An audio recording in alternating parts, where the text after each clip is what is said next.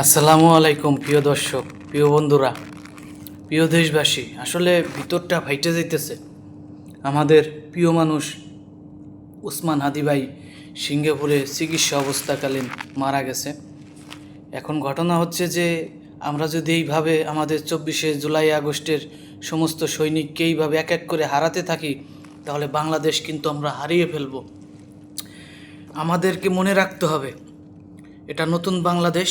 যারা আমাদের দেশের বিরুদ্ধে ষড়যন্ত্র করতেছে তাদের বিরুদ্ধে আমাদেরকে রুখে দাঁড়াতে হবে, তাদের বিরুদ্ধে আমাদের প্রতিবাদ চালিয়ে যেতে হবে। প্রিয় দেশবাসীর কাছে একটাই আবেদন, আমরা একজন প্রবাসী, মাথার ঘাম পায়ে ফেলে কষ্ট করে দেশকে রেমিটেন্স দেই।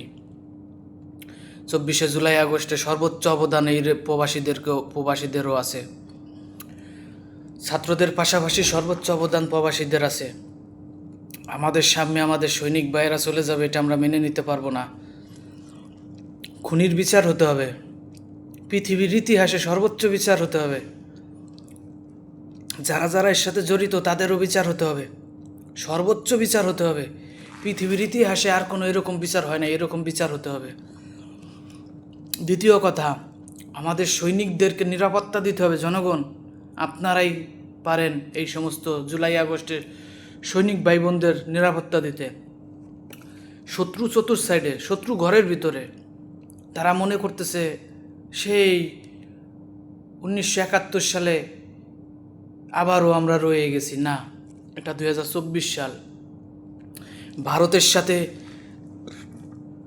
অন্য অন্য দেশের সাথে আতায়াত করে ক্ষমতায় এসেছে, জনগণকে মূল্যায়ন করে নাই। রাষ্ট্রের মালিক জনগণ, তাদেরকে কোনো মূল্য দেয় নাই, নাগরিকের কোনো মূল্যায়ন করে নাই। কারণ তখন তারা গিয়েছে, যা মন চাইছে তাই কইরে আসছে। এখন সেই দিন না, এখন মিডিয়ার যুগ, 2024 সালের যুগ, 2025 সালের যুগ, 2026-এর যুগ। এখন যদি তারা চায় যে আমরা সেই 1971 সালে ফিরে নিয়ে যাব, তাহলে এটা ভুল করবে তারা। যারাই দেশবিরোধী, যারাই দেশবিরোধী কথা কবে, আসলে দুঃখের সাথে বলতে হয়, সর্বদলীয় আন্দোলনে সমাবেশে ডাক দিছিল উসমান হাদি ভাইকে গুলি করাতে, সেখানে একটি দল যায় নাই। এটা আমাকে আহত করেছে। আমি সেই দলটাই করি।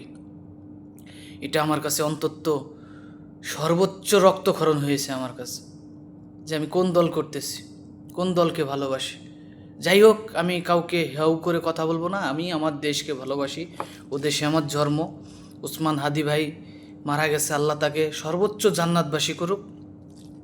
আল্লাহ পাক তাকে বিনা হিসেবে জান্নাতবাসীর দান করুক। তিনি একজন শহীদ, দেশের জন্য শহীদ হয়েছেন। প্রিয় দেশবাসী, আপনারা তার জন্য দোয়া করবেন। আসসালামু আলাইকুম।